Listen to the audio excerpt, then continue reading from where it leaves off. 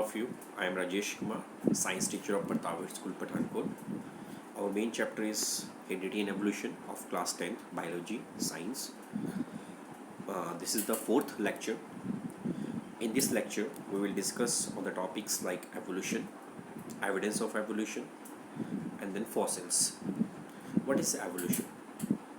Evolution is simply evolving a new species from the existing species. Okay. This is due to the change in the DNA sequence. Okay, the gradual changes takes place in the living organism, giving rise to new organism due to changes in their genetic composition, and this is basically due to mutation. Is called as evolution. Okay, there are a number of the theories which support evolution or which provide evidence for evolution. One of the most important theories is natural selection theory, formulated by Darwin in his book Origin of Species 1859. Okay, according to Darwin, evolution is a gradual process. Okay, and this process or evolution is basically due to inheritable characters. Okay, which result into the evolution of a new species from the existing species due to the change in the DNA sequence or by the mutation. Okay, this is all due to the nature selects stronger one. Okay, sometime nature also bring evolution, sometime natures bring about mutation in particular organisms and result in the evolution of a new species. For example, you take an example of red beetle and green beetles. Okay, by mating these two beetles or when these two beetles perform sexual reproduction, there may be chances that a new colony of the beetles can arise. Why this happen? This is basically due to the change in the DNA sequence or due to the variation.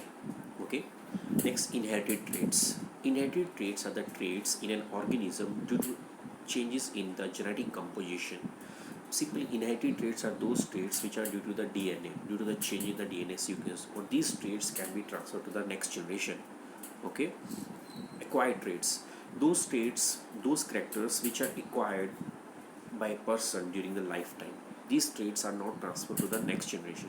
These traits cannot be passed from one generation to another generation, so it does not result into evolution. Okay, evidence of evolution.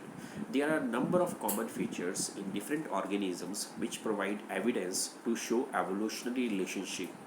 The main evidence of evolution are form of study of homologous organ, analogous organ, and fossils. Homologous organs, the organs which are similar in structure but different in function, called as homologous organs. There are a number of examples. Okay, the forelimb of amphibians, reptiles, birds, and mammals have similar structures but different functions. Frog use its forelimb to raise the front of the body. Lizards, as under the reptiles, uses its forelimb for walking and running.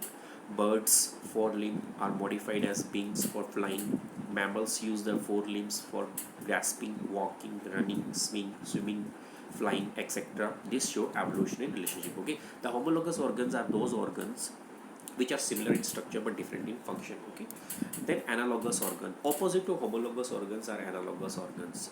Analogous organs are those organs which are different in structure but similar in function.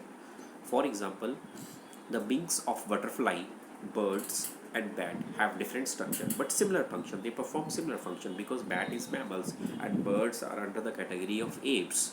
Okay, but they perform same function. Wings of bat perform the same function, and the wings of birds also perform the same function. Okay, fossils. Fossils are the remain of organism which lived long ago.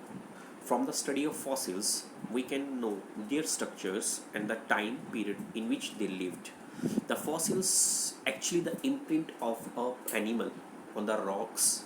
Okay, the fossils are the imprint of animals or the dead remains of the animals and plants. These are called as fossils. And how we can check the age of fossil? We can check the age of fossil by number of techniques. There is a radiocarbon dating. What is radiocarbon dating?